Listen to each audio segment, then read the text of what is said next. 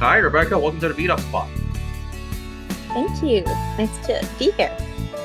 Thanks. All right. How we do the Meetup Spot? Most of the episode, we'll talk about your life and what you do, and then we'll end it off with quick fire, a segment where you have to answer as many questions quickly in under 90 seconds. Are you ready? We're about to start with question number one. Sure. All right. Rebecca, tell me about yourself and your growing up story. Well, I am 50 years old. I grew up in Thunder Bay, Ontario, Ooh, and that's where I went for my undergrad education. And then I came to Edmonton, Alberta for law school, and I've been here ever since. That was about 1999. 19. Okay, so you've been in Edmonton since 1999. Do you still have memories living in Thunder Bay? Oh, yes. And I still have family there, so I visit from time to time. And last year I got the chance to go back and speak at the District 106 Oh, conference. It was happening in Thunder Bay, so that was really special. mhm. Nice. And you've been a Toastmaster since when? 2014. Oh, when they became 90 years old. Yeah, I guess so. Yeah. Okay. Okay. So Rebecca, you're part of a choir. Uh, how how did how did it start?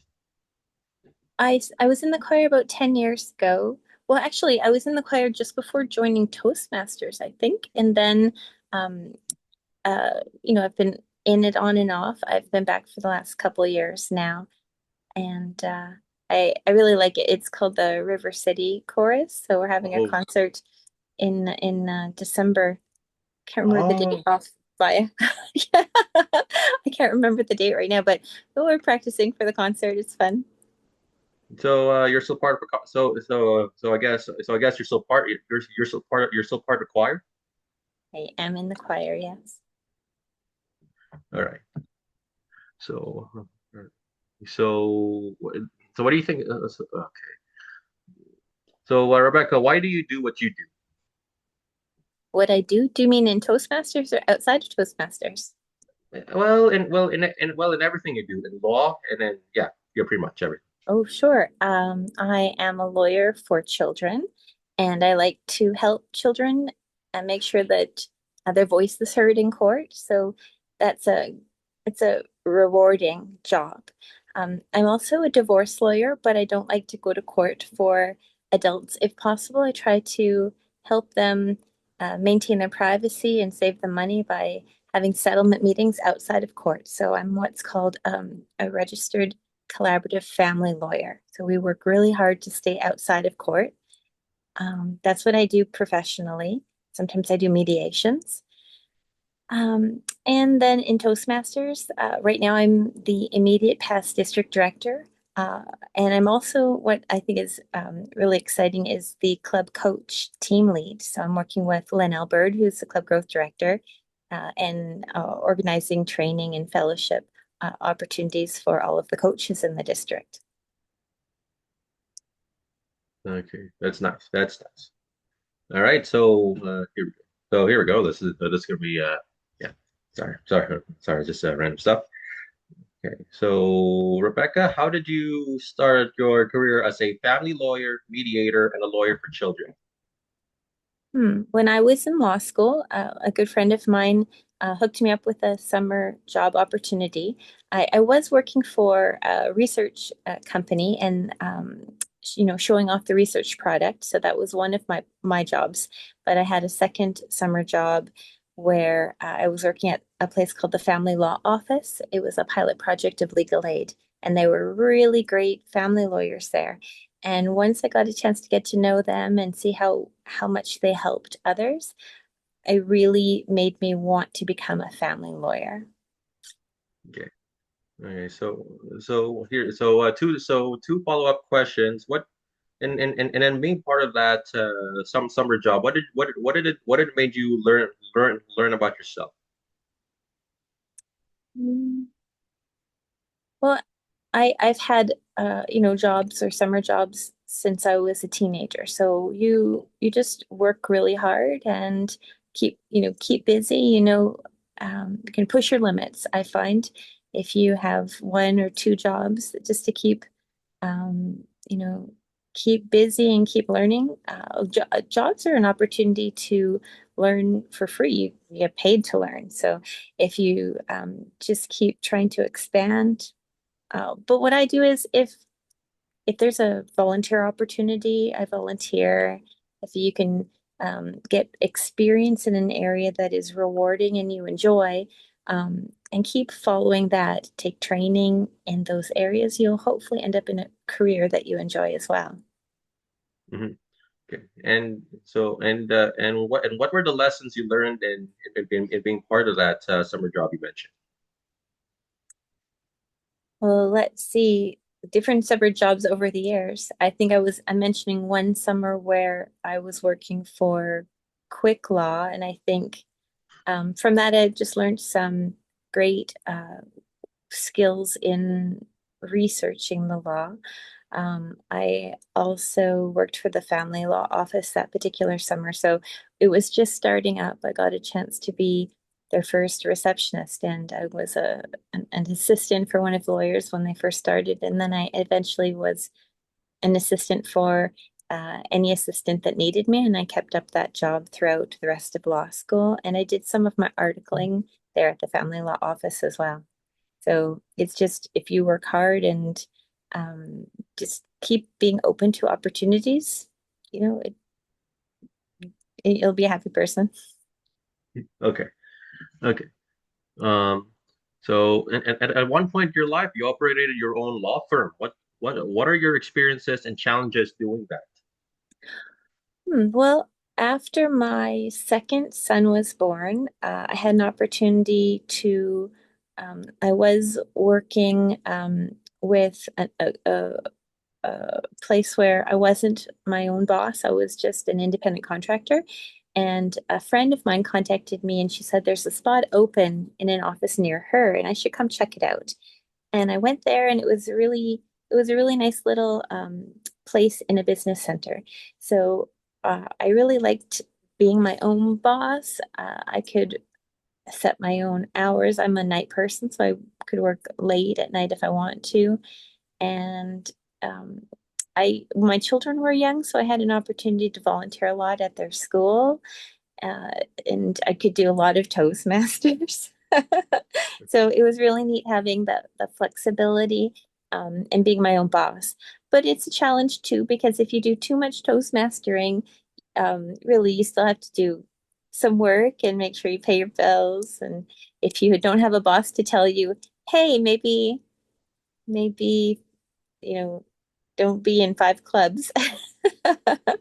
So it's good. It's good. Now I'm in two clubs that I love. Was that fun? Love? Okay, two clubs. So first, you were in five clubs. Now you're in two.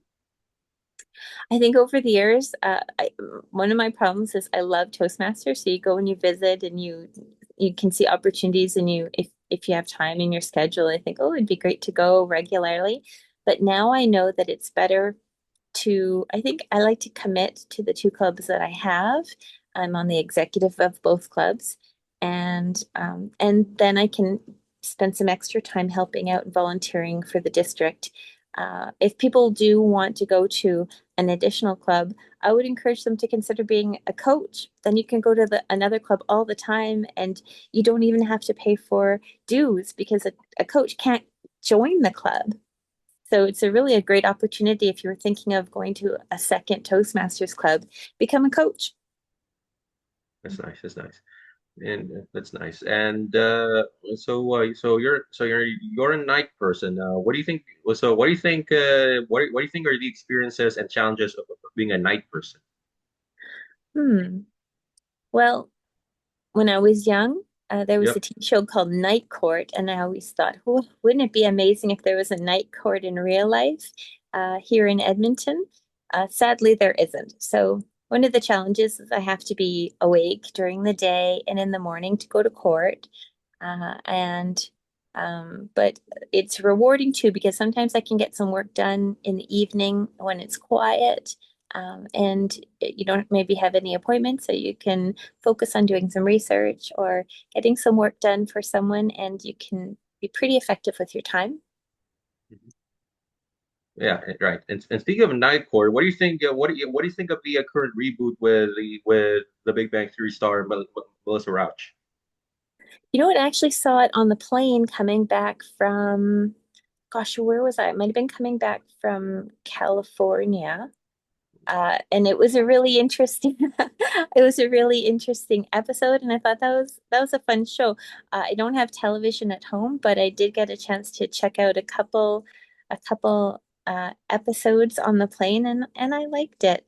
I was in California with, of course, with Toastmasters. I don't do a lot of traveling, but I do in Toastmasters.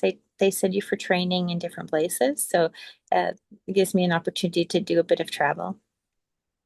Yeah. Well, first of all, it kind of makes sense to think you came from California because that's where the yeah I believe back then that's where the headquarters for Toastmasters were. They moved to Denver by around 2019, I believe. Yeah, we had our 100th anniversary in California. Oh, I was nice, nice, really, nice. I was quite proud. I was honored to be able to carry the Canadian flag that year. Oh, nice, nice, nice, nice. Um, so your motto for this law firm you operated is lighting the pathways to resolution. How are you continuing to live that? Well, as a lawyer, we don't make decisions for our clients. What we do is we give them information, we give them, legal advice, and then the clients make the decisions. So there may be several different options for them to move forward with the decisions they have to make. And if you're lighting the pathways, then what you're doing is you're teaching them about their different choices and supporting them so that they can make a choice that's best for them. Okay. Okay. So you don't make so you said that I mean considering lighting the pathways, well you don't make decisions for your clients. Well, honestly, I can't even think of a follow-up question for that. So I guess we're moving on. So you've given blood 134 times. What encouraged you to start giving blood? When I was in high school, my dad was a regular blood donor. In Oh, Thunder Bay, we didn't have a clinic where you could go to give blood regularly. There was a traveling clinic that came from Winnipeg up to Thunder Bay, and it was a few times a year. So I used to volunteer when I was young. I used to volunteer at that clinic and hand out donuts and things like that to people who were donating. And then I was able to later on become a donor myself. I think when I was 17, I could start donating. 17 or 18, I started in high school. And then eventually we in Thunder Bay had a plasma clinic. So I was able to donate every couple weeks um, for some time. And then I continued to donate plasma when I moved to Edmonton. But my veins are a little bit, they're a little sad, and I have some scar tissue built up from donating so much. So I had to slow down a little bit. And more recently, I was donating blood, and now my iron's a little bit low, so I have to take a bit of a break. okay. All right. So was considering you regularly donate blood. What do you think? Is the is there a diet behind this so you to keep yourself healthy? You know what? I actually, if anyone's interested, I encourage you to check out Canadian Blood Services information. Some types of blood are um, more desired or helpful than others. If you can, I would encourage you to check out being a plasma donor. When I was a plasma donor, of course, as a diet, I tried to avoid drinking coffee the day of and the day before because I wanted to make sure my veins were as plump as possible, drink lots of water, and try to keep healthy nutrients in your body so that your iron is up. But if you're a plasma donor, you get all of your red blood cells back. So you donate, and then they centrifuge your blood, and then it comes back to you, all your red blood cells, and they keep just the plasma. So really, it's like peeing or sweating. So you can do it without getting tired really at all. Within a couple days, just drinking water, you're back up to 100% again. So I would encourage people to check out plasma donation. All right, thanks. Okay, so right now it's tough for people these days to find jobs. If they want to go the same path as you, what are the things they can do right now to practice? Well, not everyone gets into law school. I encourage everyone to try hard and enjoy enjoy school. If you can find a program that you enjoy, then potentially you'll have an opportunity to excel. So I started in physics. I wanted to be a physics teacher. Oh, It was called concurrent education. And it was not as fun as it was in high school. I thought it wasn't as enjoyable when I was in the physics program in university. It's a little bit dry. I switched to kinesiology, which is more practical. It's physics of the body. So, like I did my thesis work in quantitative biomechanical analysis, and I really enjoyed kinesiology. So I ended up excelling. And because my grades were quite good, I was able to get into law school. Uh, Actually, I got, you know, I think one of the best awards. And so I was able to get paid to go to law school. I was very lucky in that respect. And if follow educational choices that you enjoy, you hopefully will find a career that you enjoy. okay, okay. So what does being a family lawyer, children's lawyer, and mediator mean to you? Well, I love it because it gives me an opportunity to obviously support my family. And I still have quite a bit of independence. I work at Bokenford Connolly, which is an amazing law firm. And two of the other lawyers there also represent children. So we're really child focused. We it's a rewarding career when you have an opportunity to meet with clients and ideally um, help share their voice outside of court so that people can make decisions in settlement meetings that we don't have to go in front of a judge or the judge to make decisions. So I try to use my mediation skills in all of my files. Nice, nice, nice. So, well, if you know, well, it seems that this is probably going to be the shortest episode because it's now 11:22 a.m. by the time we're doing this, and we're now I guess we're now doing quick fire. So again, quick fire. It's a segment where you have to answer two. Yeah, you have to answer as many questions quickly in under 90 seconds. Are you ready? Sure. Okay. Hold on. I haven't started a 90-second timer yet. Dang it. Okay, here. Okay, that's not huge. Okay, you know what? Never mind. So here we go. Are you ready? Hmm? Okay, here we go. One word to describe yourself. Happy. What is your best lawyer tip, Attend from Rebecca? court. Attend from court if you can. Attend court from home if you can. Okay. Okay. So best artist you love to listen to. BTS. Oh wow, wow, wow, wow.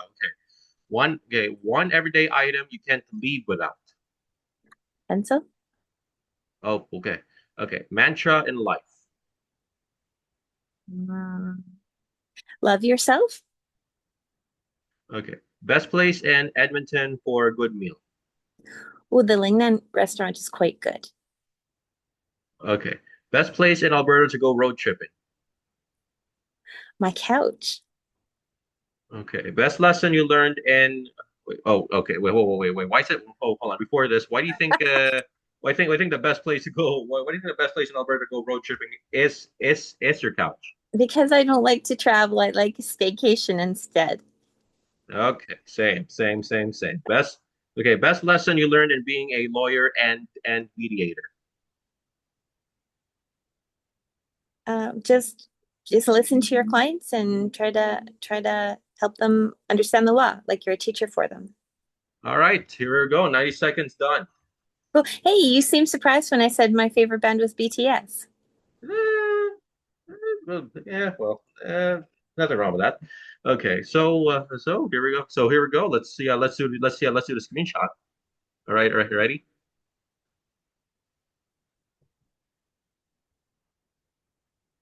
So thank you, Rebecca. This is quick though. Honestly, I really hope the next time we meet, I have more questions. You can ask me about BTS if you want. Okay, fine. Okay, fine. So what do you so how'd you start liking BTS? I saw them on Saturday Night Live and they were singing and dancing. And I used to be a cheerleader for the city of Thunder Bay. And I Oh, thought, yeah. wow, these people could dance really well. I was fast forwarding through them. I didn't know who they were. And so I had to rewind and watch them. And I thought, they sing so well too. And I'm in choirs. I love singing.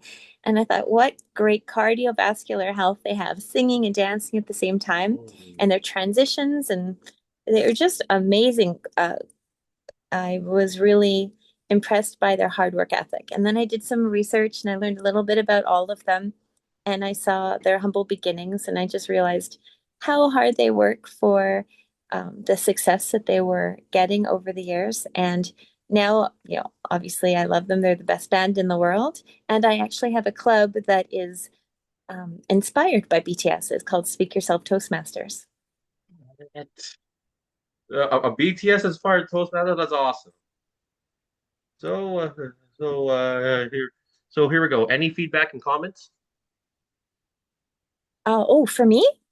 Yeah, yeah.